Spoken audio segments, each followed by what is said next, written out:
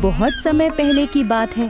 कासगंज नामक एक सुंदर सा गांव हुआ करता था।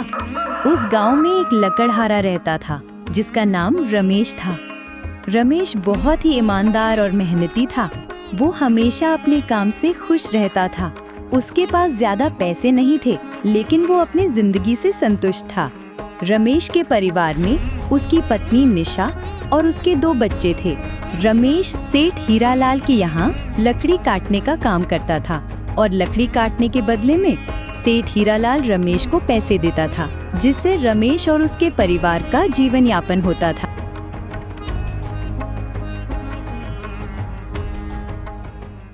मैं काम पर जा रहा हूँ। आज बहुत देर हो गया है, तो तुम बच्चों को स्कूल छोड़ाना।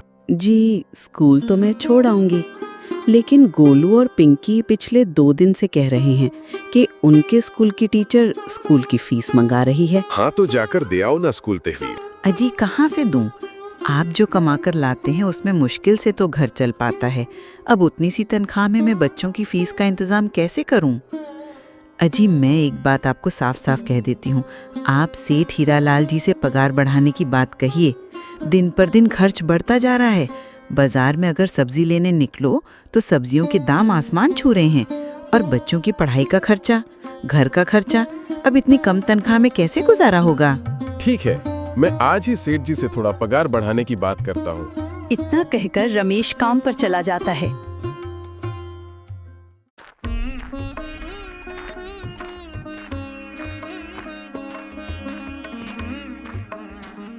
अरे भाई, आज तो पगार का दिन है। देखो, अब ये सेठ हीरालाल कोई ना कोई लोचा जरूर करेगा। हमेशा कोई ना कोई बहाना बनाकर पगार कम कर देता है। और अगली बार तो मेरी आधे पगार काट ली थी, ये कहकर कि जो मैंने हीरालाल जी से 1000 रुपये उधार लिए थे उसका ब्याज बढ़कर 2000 हो गया है, इसलिए मैं तुम्हारी पगार में से 1000 काट रहा हूँ। हाँ मंगू भाई, तुम एकदम ठीक कह रहे हो।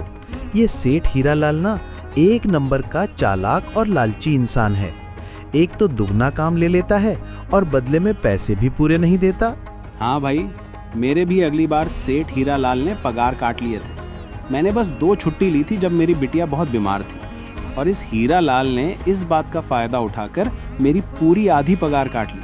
हे भगवान, बस सेठ जी इस बार मेरी पूरी पगार दे दें। बच्चों के स्कूल की फीस भी भरनी है। ऐसे सभी लकड़हारे अपने काम पर लग जाते हैं। काम करने के बाद सेठ हीरालाल के पास जाते हैं।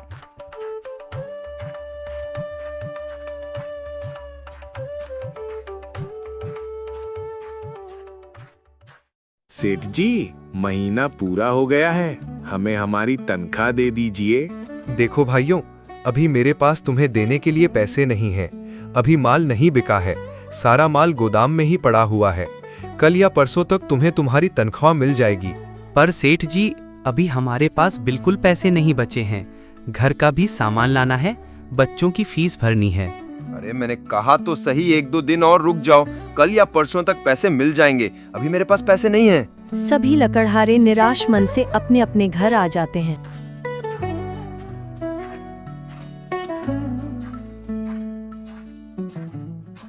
अजी, क्या हुआ? इस बार कितना पगार मिला है? निशा, अभी कोई पगार नहीं मिला। सेठ जी ने कहा है कि 1-2 दिन में पगार मिल जाएगा। पगार नहीं मिला? आपको तो पता है ना, बच्चों की फीस भरनी है। इनकी स्कूल टीचर ने आज साफ साफ चेतावनी दे दी है कि अगर कल फीस नहीं लाई तो बच्चों को घर पर ही बिठा लेना। अब बताओ मैं क्या करूं? मैं क्या करूं निशा, ये सेठ जी समय पर कभी पैसे देते ही नहीं हैं। अब तो बस हम इंतजार के सिवा और कुछ नहीं कर सकते। 1-2 दिन की बात है, देख लेते। ऐसे ही 2 दिन गुजर जाते हैं। 2 दिन बाद सेठ हीरालाल सबको पगार देता है। अरे मंगू, ये ले अपनी इस महीने की पगार। पर सेठ जी, आपने तो कहा था 8 घंटे काम के महीने में 3000 रुपए मिलेंगे, और मैंने तो 8 घंटे काम किया और 1 घंटे आराम। देख मंगू, मुझे ज्यादा हिसाब किताब न समझा। ये 2000 रुपए रख अगर चाहिए तो, और अगर नहीं चाहिए तो कहीं और काम ढूंढ ले। बेचारे मंगू के पास उन पैसों को लेने के सिवाय और कोई रास्ता नहीं था। मंगू चुपचाप वो पैसे रख लेता है। रमेश, ये लो तुम्हारे 2500 रुपए। पर सेठ जी, 2500 रुपए क्यों? मेरे तो पूरे 3,000 रुपए बनते हैं ना। मैंने तो कोई छुट्टी भी नहीं की और ना ही कोई आराम। मैंने तो अपना सारा काम समय पर किया है। हाँ, समय पर तो किया है, पर इस समय बाजार में लकड़ियों के दाम काफी सस्ता हो गया है। इस वजह से अभी तुम्हें भी पगार कम ही मिलेगी जब तक लकड़ियों के दाम नहीं बढ़ता। बेचारे रमेश के पास उन पैसों को लेने के सिवाय और कोई रास्ता नहीं था। अरे भाई, ये सेठ हीरालाल एक नंबर का बेईमान इंसान है। सारे पैसे अपने जेब में भर लेता है और बहाने बनाता है कि लकड़ियों के दाम सस्ते हो गए हैं। देख लेना, हम गरीबों की किसी ना किसी दिन इसे जरूर हाय लगेगी। अरे काहे का अन्नदाता काम के पूरे पैसे तो देता नहीं है। पूरे महीने मेहनत करके भी क्या मिलते हैं? बस ये 2500 रुपए। इसमें घर खर्च कैसे चलाएं? ऐसे तो हम कभी तरक्की नहीं कर पाएंगे। और हम कर भी क्या सकते हैं मंगू? हमें लकड़ी काटने के सिवा और कोई काम कहाँ आता है? और कोई काम खोलना भी चाहें तो उसके लिए हमारे पास इतने पैसे कहाँ हैं? अब जो भी हो, हमारा तो बस ये सेठ हीरालाल ही सहारा है ना।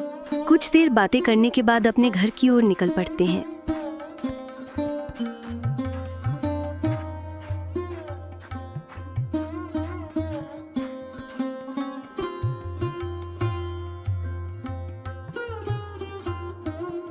जी, आ गए आप। कितनी पगार मिला है? निशा, इस बार सेठ जी ने बस 2,500 रुपए ही दिए हैं। बस 2,500 रुपए? इतने में कैसे घर चलाएंगे? बच्चों की फीस में ही 1,000 रुपए निकल जाएंगे। फिर 1,500 रुपए में क्या क्या करेंगे? अब मैं क्या कहूँ निशा, अब तुम्हें इसी में ही गुजारा करना होगा। तुम सबसे पहले बच्चों की फीस भर देना, इसके बाद बाकी का मैं देखता हूँ। अजी, आप क्या देख लोगे? सेठ जी से पूरे पैसे तो मांगे नहीं गए आपसे। नहीं निशा, मैंने सेठ जी से पैसों के लिए कहा था, पर सेठ जी ने साफ इनकार कर दिया और कहा ये लेना है तो लो, वरना कहीं और काम ढूंढ सकते हो। मैं सोच रहा हूँ कि लकड़ी काटने के बाद मैं कहीं और भी काम ढूंढ लूँ। सेठ जी के यहाँ से काम करने के बाद मैं दूसरी जगह पर काम किया करूँगा, इससे कुछ ज्यादा आमदनी हो जाएगी। आज ही मैं सेठ जी के यहाँ पे काम करने के बाद और भी जगह काम ढूंढने जाऊँगा। इतना कहकर रमेश काम पर निकल जाता है और जैसा कि रमेश ने कहा था, वो हीरालाल के यहाँ काम करने के बाद काम की तलाश में निकल जाता है। रमेश पूरे गांव में काम ढूंढता है, दुकानों दुकानों पर जाकर लोगों से काम मांगता है, मगर हर जगह रमेश को केवल निराशा ही हाथ लगती है। अंत में थक हार कर रमेश वापस जाने लगता है।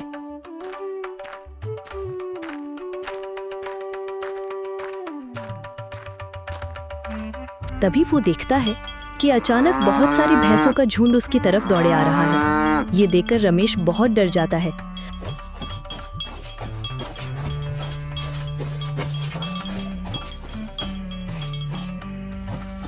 वो इधर उधर देखता है तो उसे एक गुफा दिखती है और वो गुफा में जाकर छुप जाता है।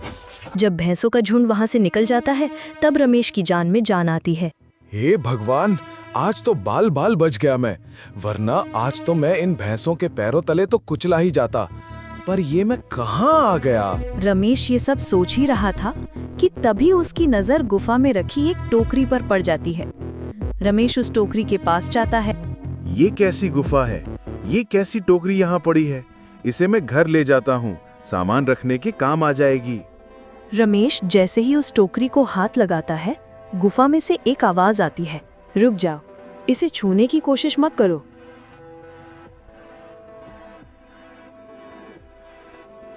ये आवाज सुनकर रमेश एकदम पीछे हट जाता है। तभी गुफा में एक परी प्रकट हो जाता है और वो रमेश से कहती है, रमेश, तुम्हें डरने की जरूरत नहीं है।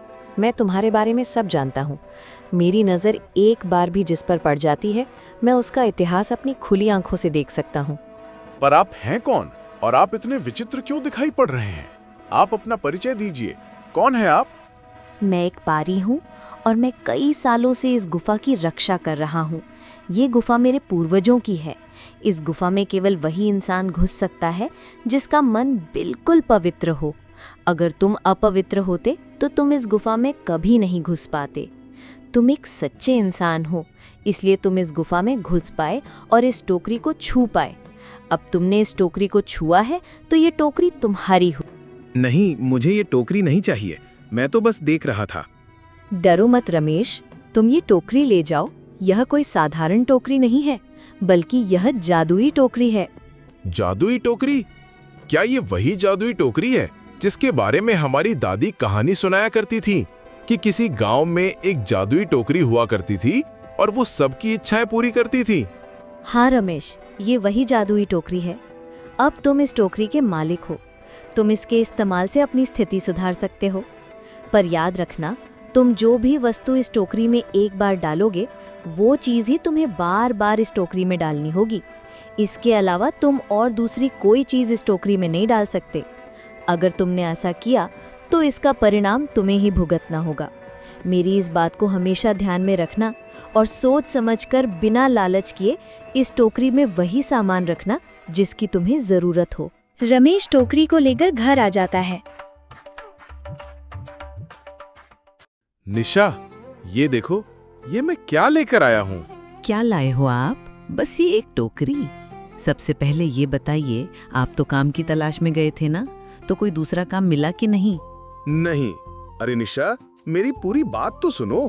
ये कोई ऐसी वैसी टोकरी नहीं है, बल्कि ये एक जादुई टोकरी है। रमेश निशा को वो सारी घटना के बारे में बताता है जो उसके साथ हुई। अच्छा, तो आपका कहने का मतलब है कि इस टोकरी में हमें कोई ऐसी चीज डालनी होगी जिसकी हमें सबसे ज्यादा जरूरत हो। हाँ निशा, हमें सोच समझकर ही इसमें कोई चीज डालनी होगी।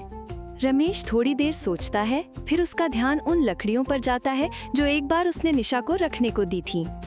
निशा, तुम्हें याद है एक बार मैं जंगलों में लकड़ियां काटने गया था तो मुझे एक चंदन की लकड़ी मिली थी और वो मैंने तुम्हें लाकर दे दी थी। हाँ, दी तो थी। तो तुम उस लकड़ी को ले आओ। हम उस चंदन की लकड़ी को ही इसमें डालेंगे और उस लकड़ी से अपना एक व्यापार शुरू करेंगे। निशा चंदन की लकड़ी को ले आती है और उसे टोकरी में डाल देती है। वो जैसे ही चंदन की लकड़ी उस टोकरी में डालती है, उसमें कई सारी लकड़ियां आ जाती हैं। अरे वाह, ये तो चमत्कार ही हो गया। ये देखिए, कितनी सारी चंदन की लकड़ियां हो गईं। अगर आप इसको बेचेंगे तो इससे काफी अच्छे पैसे मिलेंगे। हाँ निशा, मैं कल सुबह बाजार जाकर इनको बेच आऊंगा और जो पैसे मिलेंगे उससे हम अपने गोलू और पिंकी के स्कूल की फीस भर देंगे और बाकी बचे पैसों को संभाल के रख लेंगे। अगले दिन रमेश हीरालाल सेठ के यहाँ काम पर ना जाकर चंदन की लकड़ियों को बेचने के लिए बाजार की ओर निकल पड़ता है। वहाँ पर रमेश चंदन की लकड़ियों को बहुत ही कम दामों में बेचा, जिसकी वजह से आम लोगों के साथ साथ बड़े व्यापारियों ने भी रमेश से चंदन की लकड़ियां खरीदी। लकड़ियों को बेचकर रमेश को काफी अच्छे पैसे मिले। पैसों को लेकर रमेश घर आ जाता है। ये देखो निशा, उन लकड़ियों को बेचकर मुझे कितने सारे पैसे मिले हैं। ये लो कुछ पैसे, इससे तुम कल गोलू और पिंकी के स्कूल की फीस भर देना। अच्छा, तो मैं काम पर जाता हूँ। अजी, आपके पास तो अभी ये जादुई टोकरी है, तो अब आपको सेठ हीरालाल के यहाँ काम करने की क्या जरूरत है? हाँ निशा, मैं सेठ हीरालाल जी के यहाँ काम पर नहीं जा रहा, बल्कि मैं तो वहाँ पर जो काम कर रहे बाकी के लकड़हारे हैं उन्हें ये खुशी की खबर देने जा रहा हूँ, क्योंकि सेठ हीरालाल जी से मेरे साथ साथ वो लकड़हारे भी बहुत परेशान थे। इसलिए अगर मेरा भला हो रहा है तो क्यों ना मैं उन सब का भला करूं। वो सभी बहुत ईमानदार लकड़हारे हैं, वो सभी बहुत मेहनत से काम करते हैं, मगर हीरालाल ने कभी भी उनको उनकी मेहनत के सही पैसे नहीं दिए। इसलिए मैंने सोचा है क्यों ना मैं उनको अपने इस काम में शामिल कर लूं। हाँ जी, बात तो आपकी बिल्कुल सही है। अगर आप सभी लोग एक साथ मिलकर काम करेंगे तो हम सब बहुत जल्द ही तरक्की हासिल कर लेंगे।